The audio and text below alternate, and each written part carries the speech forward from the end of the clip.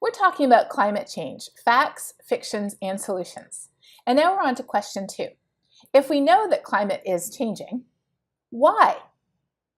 Everybody has an explanation. It's just a natural cycle. It's a secret government experiment. It's the sun. Or as a random Facebook guy said on my page the other day, you say that you are a climate scientist. Did you not know that the kind of climate change that happened 13,000 years ago? So why don't you ask for info? What most people don't realize is that climate scientists are the exact people who study natural reasons why climate changes. In fact, I haven't actually added this up, but I wouldn't be surprised if we spend more of our time looking at natural reasons why climate change than human reasons. Because natural reasons are actually more complicated and human reasons, when you get down to it, are actually quite simple. We know that climate has changed in the past because of natural cycles, because of changes in energy from the sun, volcanic eruptions. So let's look at what I call these natural suspects to see if any of them can be responsible for our current warming. Let's look at the sun first. So here's the temperature of the Earth, the same as we looked at before. The pale wiggly line is every year, and then the dark thick line is the long-term average. Again, the long-term average over at least 20 to 30 years. If our planet were getting warmer because of a change in the energy of the sun, does that mean the sun would have to be giving off more energy or less energy? More, right? Just like a lamp that has a dimmer switch, if you turn the dimmer switch up, the lamp gives off more energy. So let's look at energy from the sun. How has that changed over the last 50, 60, 70 years? Well, the sun's energy has an 11-year cycle. That's the pale blue line there. This 11-year cycle, you can see it in the sunspots. But over longer periods of time, the sun's energy does go up and down, and it turns out the sun's energy has been going down. Since the 1970s, it's been going down, not up. So if our Earth temperature were controlled by the sun right now, we'd be getting cooler, not warmer. What about natural cycles? Well, there's 2 types of natural cycles, and we have to be really careful about which type we're talking about. The first type of natural cycle occurs inside the Earth's climate system. It operates kind of like a teeter-totter or a seesaw. Natural cycles inside the Earth's climate system, they can't create or destroy heat. All they do is move heat around, back and forth, from north to south, east to west, and more often than not from the ocean to the atmosphere and back again. These types of cycles are like El Nino, or the NAO, the North Atlantic Oscillation that brings snowy winters to the US Northeast, or the Pacific Decadal Oscillation. These are natural cycles that sometimes cause us to be warmer or cooler or wetter or drier, but all they can do is move heat around the Earth system. They can't just create it.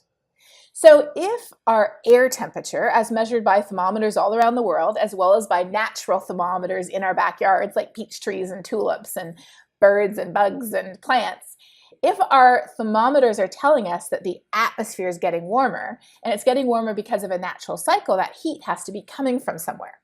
And there's only really one place it could be coming from, and that's the ocean. A tiny, tiny, tiny little bit of heat comes from the Earth's core, but we know how much that is, and it's very small. So let's look at the heat content of the atmosphere, which has gone up, compared to the heat content of the ocean. If the heat content of the atmosphere is going up and the heat content of the ocean is going down, clearly that's why the planet is warming. Let's see what the data says. So the green area here is the change in the heat content of the atmosphere and the land surface and the ice, or the cryosphere, all put together. The blue is the change in the heat content of the ocean. Did you know that over 90% of the extra heat that is built up in the climate system over the last century, over 90% of that heat has gone into the ocean? In fact, if we use thermometers that measure air temperature as our primary indicator of global warming, we are literally only measuring the tip of the iceberg of global warming. Over 90% of it is under the ocean. So it can't be a natural cycle that just moves heat around the Earth's system, because the entire planet is warming. And the ocean, there's more heat going into the ocean than the atmosphere, land, and ice all put together. El Nino and all those other natural cycles have an alibi. There's another type of natural cycle, though, and that happens outside the Earth's climate system. It's natural cycles caused by changes in our orbit around the sun. So over time, the orbit of the Earth becomes more circular and then more elliptical. Also, the axis of rotation of the Earth, because our axis of rotation is tilted 23.5 degrees relative to vertical, the axis of rotation precesses, just like a top when you spin it. We've known for almost 100 years that orbital cycles are what bring the ice ages and the warm periods like we're in today. So a natural question is, aren't we just getting warmer after the last ice age? What does the data say? Well, if we look at the actual data, not just thermometers, but ice core records and tree rings that take temperature back not just hundreds, but even thousands of years, we see that warming after the last ice age peaked about 6,000 to 8,000 years ago. And since then, Earth's temperature was actually starting to slowly cool. Why? In preparation for the next ice age. That's right, according to orbital cycles, the next thing on our calendar was another ice age. Not today, not tomorrow, but on geologic timescales, that was the next thing that was coming. Until when? Until something happened. You can see it going down and then it's going up. The reality is that when we look at all the natural suspects that have caused climate to change in the past, they all have an alibi today. It can't be the sun. If it were, we'd be getting cooler, not warmer. It can't be natural cycles, because if it were, only part of the planet would be warming. Instead, today, the whole planet's warming.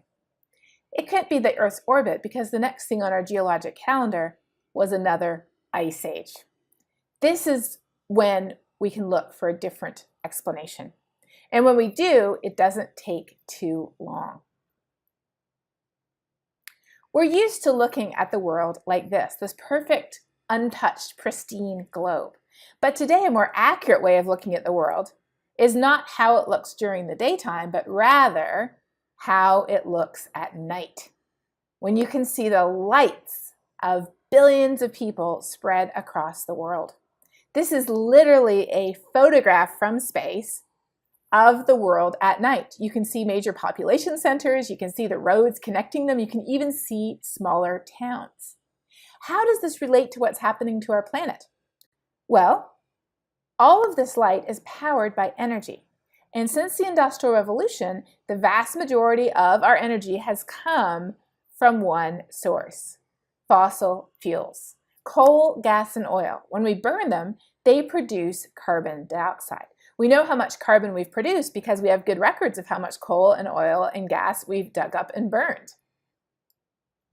Why do we care about it? Because when we burn this stuff, the carbon in the fuel combines with oxygen during the process of burning or combustion, and that makes carbon dioxide.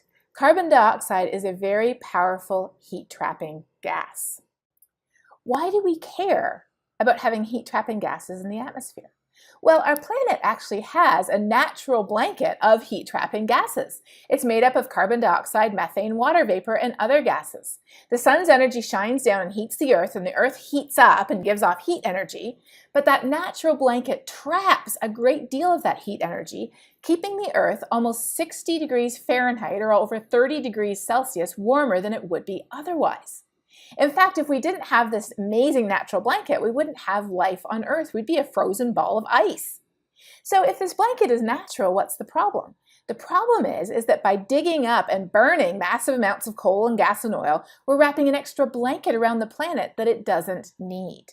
Just like when I used to go stay at my grandma's house when I was little, and she would sneak in the middle of the night and put an extra blanket on me, and I would wake up sweating saying, "Grandma, I didn't need that extra blanket." In the same way, the extra blanket we're wrapping around our Earth is trapping too much heat, and that's why the planet is warming. How long have we known about the natural blanket our planet has? We've known since the 1820s, the work of Joseph Fourier. How long have we known that burning coal and gas and oil produces heat-trapping gases like carbon dioxide? We've known since the work of John Tyndall in the 1850s. How long have we known how much the planet would warm if we kept on burning this stuff?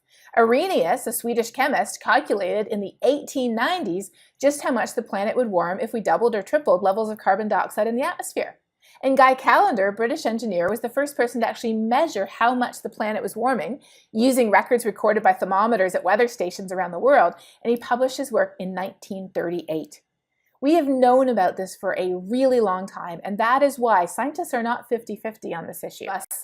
Over 97% of us would say not just that climate is changing, not just that humans are responsible, but we are the main reason why climate is changing, and the impacts are serious.